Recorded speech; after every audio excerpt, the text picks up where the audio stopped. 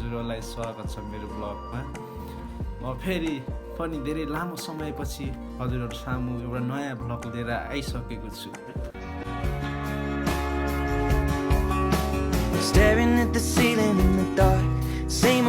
ल हेर्नु गाइस, हाम्रो ड्याडलाई बरु मम्मीले क्रिम लगाइदिनु भएको है। आफूलाई त अब क्रिम लगाइदिनु मान्छे नि छैन गाइस।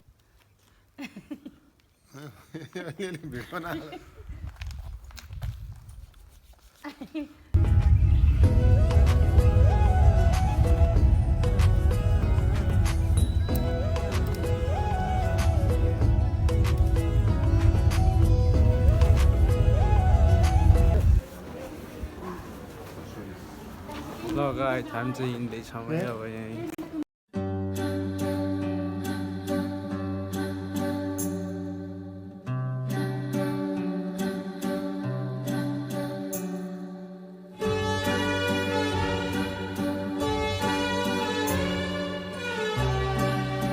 हामी चाहिँ घुमेर फर्किसक्यौँ।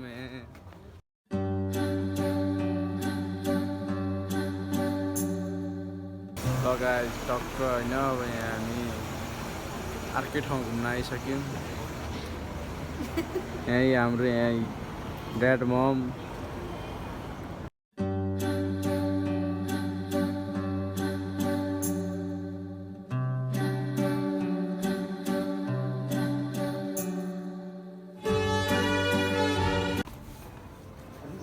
मम्मी के भन्नु छ तपाईँलाई मेरो ब्लगमा? ल हेलो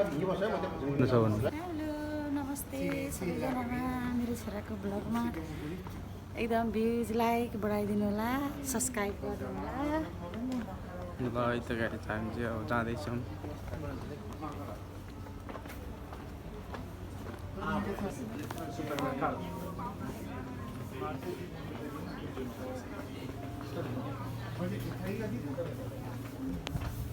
ल है केटा, ओ यहाँ म त यही क्याब हेर्दैछु है। क्याब अबले बवाल बवाल छ है। ल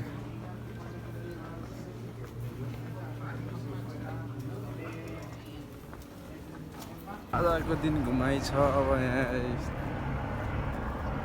हिँड्दैछौँ टक्क।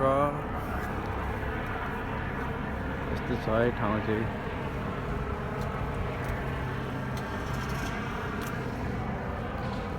मार्केट जान्छौँ अनि मार्केटमा चाहिँ अब भिडियो गर्नु मिल्दैन त्यहाँ चाहिँ।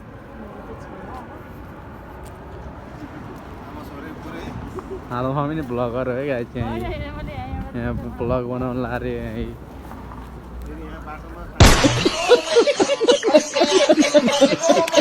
यो चाहिँ यहीँ बस स्टेसन हो है गाई चाहिँ, बस स्टेसन। हाम्रो यहाँ गोर्खाको हरमदारी भन्ने जस्तै हो क्या यो चाहिँ। फेरि गोर्खाको हरमदारी भने जस्तै चाहिँ यहीँ। ल हामी चाहिँ अब पिक्न त खाइसक्यौँ है।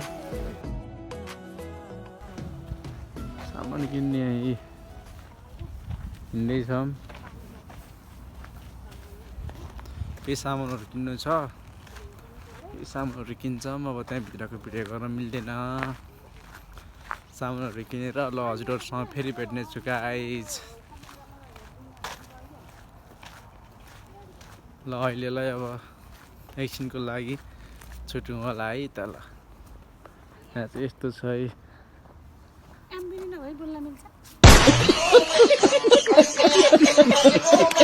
ल गाइज, हामी चाहिँ यहाँ मार्केटमा बसिरहेछौँ। त्यहाँ मम ड्याड सामान मिलाउँदै, म चाहिँ अब टक्क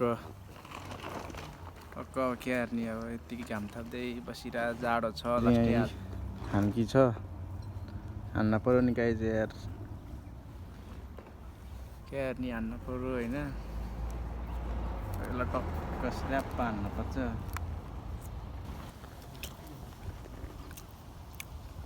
ल गाइज खाएँ ल।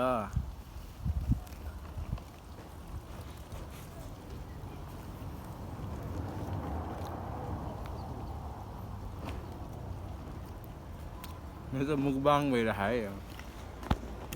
मुन्ना यसरी खायो भने त नेपाल पैसा जाँदैन नि त।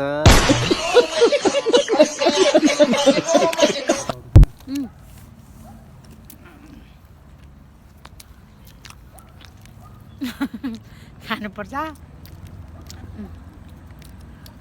म चाहिँ जुस खाँदैछु सबभन्दा कम खाने चाहिँ मैले गाई फेरि सबभन्दा कम खाने म सबभन्दा कम खाने चाहिँ मैले फेरि फेरि यहाँ के भयो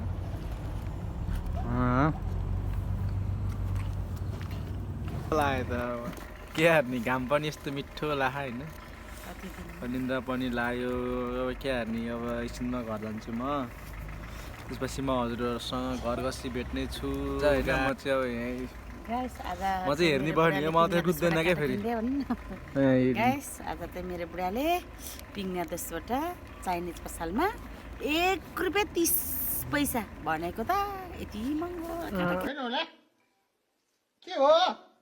किन ल्याउन सकिँदैन नेपालबाटै 2-4 दर्जन ल्याउन पाएको भए हुन्थ्यो के गर्ने गाह्रो छ अरू खोल्न पनि सकिनँ होइन अब युरोप भने युरोपमा त सबै महँगो रहेछ कस्तो नै छ भनेको विदेशी काँटा पनि खोल्न सकिँदैन गाइस यसरी लाम भने फेरि सबैले हेर्छन् मलाई ल है त ल कुरो यस्तो पायो है गाइस मम्मीलाई मात्रै हेरेर भएन क्या यो पोर्चुगिजहरूले मलाई चाहिँ हेर्दैन किन हो खै म नराम्रो भएर हो क्या हो गाइस मलाई कसैले नि हेरेन आज के लिए फिलहाल इतना ही।